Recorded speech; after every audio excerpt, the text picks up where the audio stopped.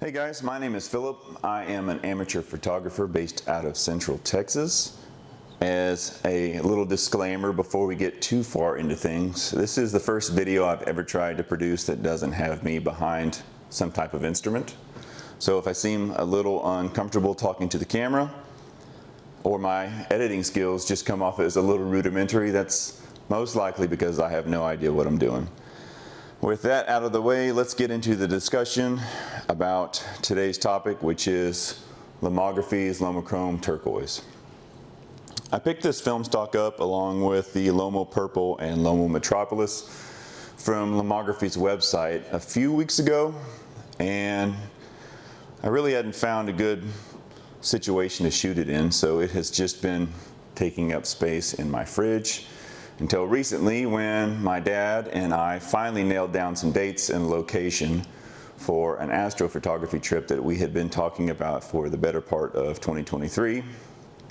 And although I was going to shoot the astro on my digital setup, I made the decision to document the rest of the trip in its entirety on 35mm film. So I brought my Nikon F3 and my Canon A1. And the first roll of the trip was my Lomochrome Turquoise. I thought it worked well given the desolate nature of the scenery around me. I used it to capture everything from the gigantic wind turbines and abandoned homes to the Palo Duro Canyon in North Texas. And I think I finally ended the roll with a 90-minute exposure of the night sky in Westcliff, Colorado. Now, as my editing skills are limited, I'm not going to try to splice in images and talk over the top of them. I'm just going to share my favorite 10 or 20 images from the roll, and then I'll bring it back afterwards and we can talk. Enjoy.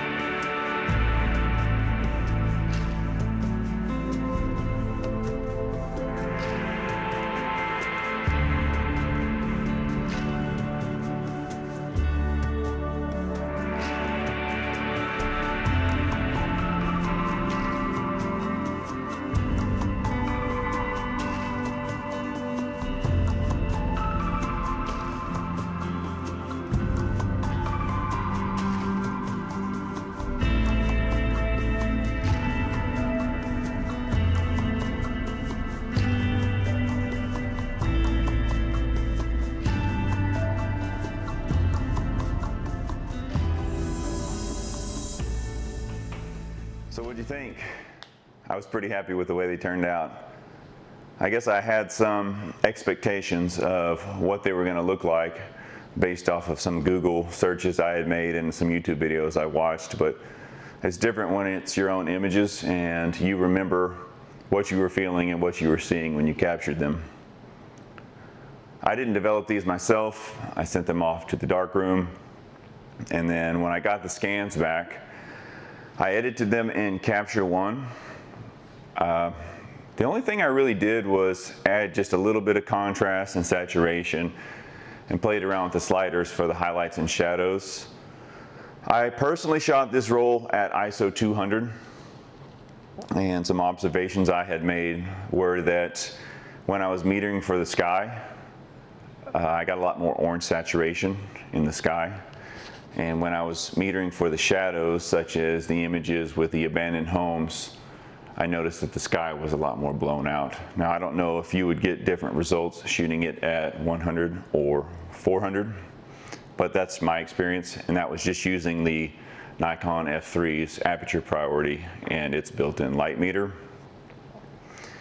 One thing that people have said about Lomography's films is they're easily scratched.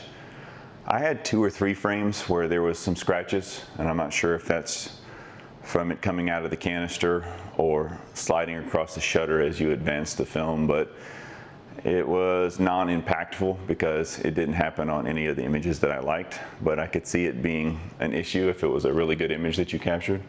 I'm sure you could edit it out, but anyways, it didn't bother me. And that's about it. So film one, roll one of my Colorado trip.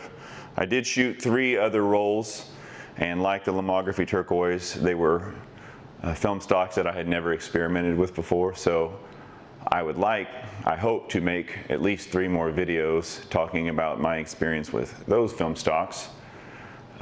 If you liked this video, I guess I will hopefully catch you in the next one. So thanks for joining in, and I'll see you next time. Bye.